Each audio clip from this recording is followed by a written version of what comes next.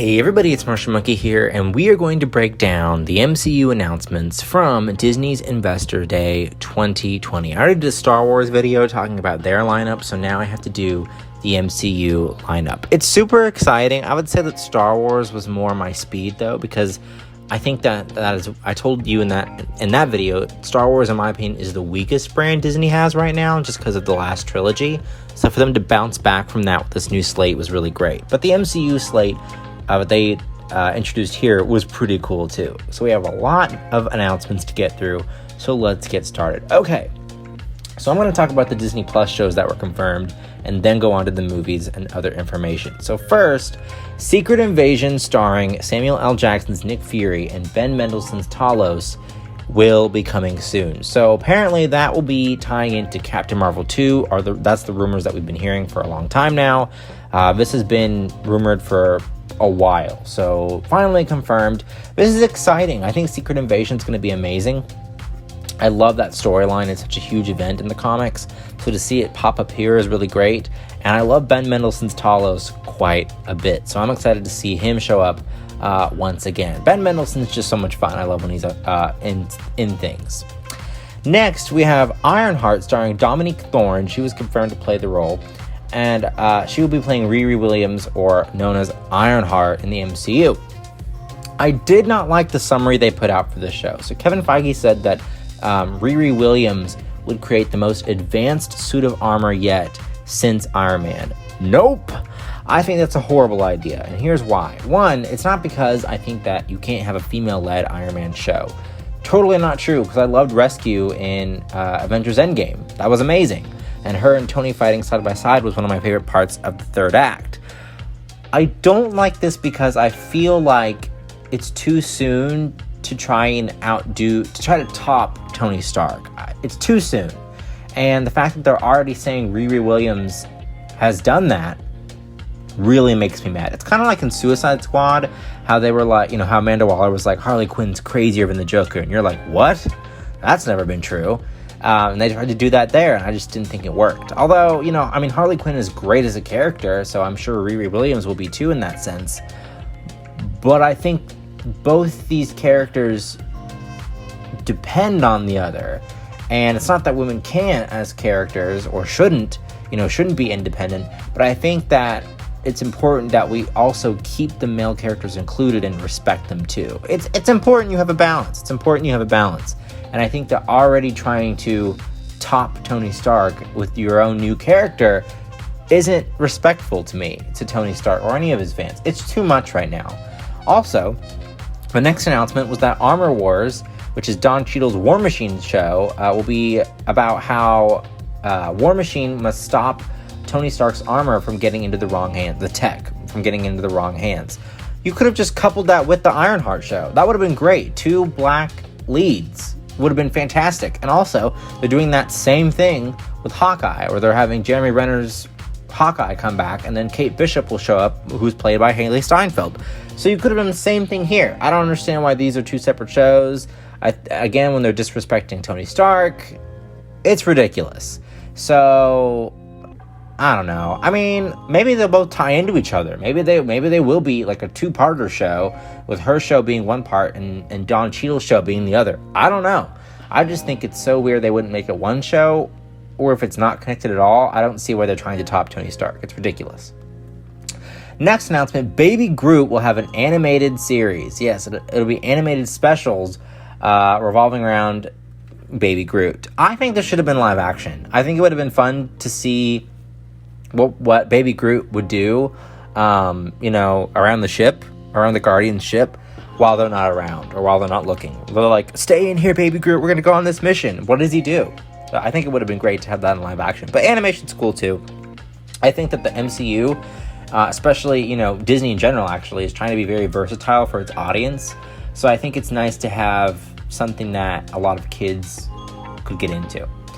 And then I'm not going to do individual breakdowns for the Disney Plus shows that we got trailers for, just because it's too much. And I also think that copyright strikes have been really bad with trailer breakdowns and reactions that I've done in the past. So I'm just going to talk about the trailers here. So the Falcon and Winter Soldier trailer came out, and the release date for that is March 2021. That is so soon, which is great.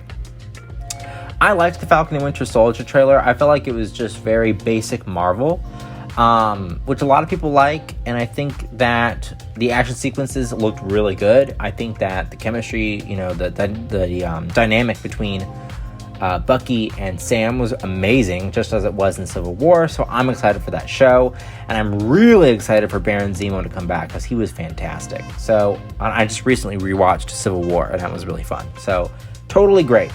Then the Loki trailer came out, and that's slated for May 2021. Again, a lot sooner than I thought it was going to be, so that's cool, and it's supposed to come out, May 2021 is also the Black Widow release date, so yeah, that's cool to see. But we're going to get two Marvel projects in 1 month, which is really cool. I don't love Loki. Loki is not one of my favorite characters. He's good. He's a good character. I just feel like they've cheated while using Loki so many times, it gets tired. And I know, he is the god of mischief. He's supposed to die, quote unquote, and then come back later. I get it. I just think they oversaturate the character a little bit. And I also think it's weird that we had this amazing death scene from Loki in Infinity War, and then we suddenly bring him back in his own series. It's just weird. But I'm excited to see the more sinister Loki come back from the Avengers, the first Avengers movie era. That will be really cool. So that's exciting. Then, of course, there was a WandaVision trailer. That was fantastic. And I'm super excited for Wanda to get her time in the limelight. I am so excited. I think I talked about that in some other videos way back when the show was announced. But since I've been gone, I'll just say it here. Everything we've seen from WandaVision so far has been fantastic. And I think that Wanda finally getting her moment to shine, it's about time. She got her moment to shine in Endgame with the Thanos fight scene, which I talked about in my review, I think. But it's great that she's getting her own series. And we'll see more of her powers come through. She's going to truly become the Scarlet Witch, and that's all I can ask for. Then, let's get to the movie announcements. There was some other stuff with the What If series, which was okay. Oh, and Tatiana Maslany was confirmed for She-Hulk, which I was like, duh? She was rumored for the role a long time ago, and she was like, no, I'm not playing the role. And then here she is, she's playing it. Weird. Mark Ruffalo and Tim Roth will come back. Tim Roth's coming back as Abomination. That's cool. So yeah, those are the Disney Plus shows. Now let's get to the movies. Fantastic Four is officially confirmed. It was confirmed on Comic-Con, but now it's confirmed with an actual logo, the MCU logo, and Jon Watts is going to direct. Jon Watts did Spider-Man Homecoming. I don't know if he did Far From Home. I think he did, but I'm not for sure. I think he did, though. Yeah, he did. So, Jon Watts, I like Spider-Man Homecoming and Spider-Man Far From Home. I think that they're good films. What I love so much about them is that they really put you in the perspective of the normies, right? The citizens of the MCU and what it's like to have all these heroes and all these events happen around them and what those consequences, what the actions of the Avengers leave behind. And it's great to see it through, Michael Keaton's Vulture's eyes, right? How he was just a cleanup crew guy, and then he suddenly, because of the Avengers, has to do something totally drastic to get by. That's really cool. And then also seeing the high school kids to see it through their eyes and how they think of the Avengers, just jokes and quips about them, is really fun. So I think Jon Watts utilized that very well, and whoever the screenwriter was on that. So to see him come back and direct Fantastic Four, I wonder if they're going to do something along the lines of that for the Four.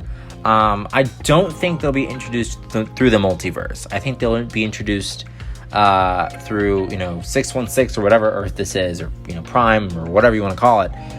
I think they will definitely be introduced the normal way. I think they should get an origin story, because I don't think they've had a proper one in the movies, one that is truly memorable and iconic, such as other characters that have been, introduced beforehand. So I think they should definitely get another try at an origin, but a short one. I think their movie should mostly be, maybe they could do a flash forward, and kind of skip over the origin a little. Who knows? But I'm truly excited for Fantastic Four, and Jon Watts, I hope, will do a good job. I think he will. Then Ant-Man and the Wasp 3 is officially titled Ant-Man and the Wasp: Quantumania. Not a fan of Ant-Man movies. I think they're good, but I think Peyton Reed, I don't think he turns it up to an 11 enough. This really should be like a huge movie. This should really be a huge movie, and I hope it will be. I think, I love the title. It seems fun, it seems zany, so I hope that they turn up the movie to an 11. Then Miss Marvel and Monica Rambeau will appear in Captain Marvel 2. I think that's 2022 when that movie comes out. Yeah. There's a lot of rumors that Rogue is going to show up in Captain Marvel 2, but I just don't think that will happen. If it does, which I don't think it will at all, but if it does, it would be in an end credit scene or a short cameo. There's no way they would do Rogue so quickly.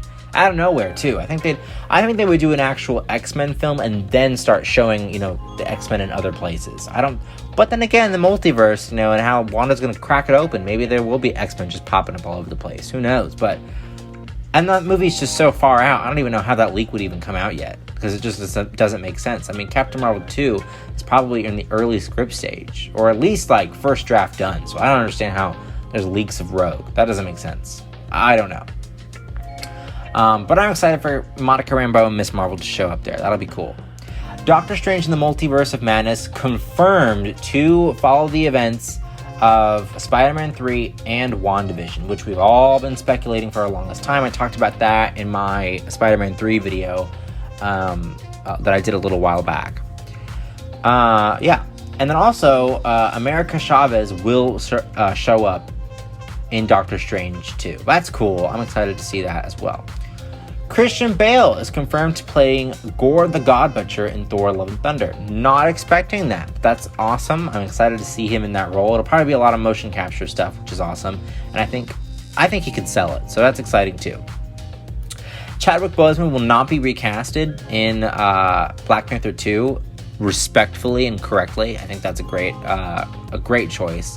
There's been rumors of using a digital body double. There's been debunking of that. Who knows what's going to happen? But I think they will do a body double only to show, not to show Chadwick Boseman's face. I think they'll show him in the Black Panther costume, possibly passing in the movie, unfortunately, and then Shuri will take over. Or they'll do some sort of flashback, but it'll be kind of like you can't see very well, and then they'll use some kind of double that way. I don't think they'll truly do a Boseman double, though. I don't know. We'll see what they end up going with. And those are the MCU announcements. That's exciting. I think all of this is really exciting. There was a couple more things that, here and there, tidbits that count, like the new announcement of the Legends series that the MCU is doing, where they'll revisit the iconic moments in the MCU. But I'm not going to talk too much about some other announcements that came out. There was stuff about release dates, I think, for Shang-Chi and things like that. But yeah. So, what do you guys think? Are you guys excited about these announcements? Are you not? Why or why not? And which announcement was your favorite? Comment down below, and I will see you guys in the next video. Bye-bye.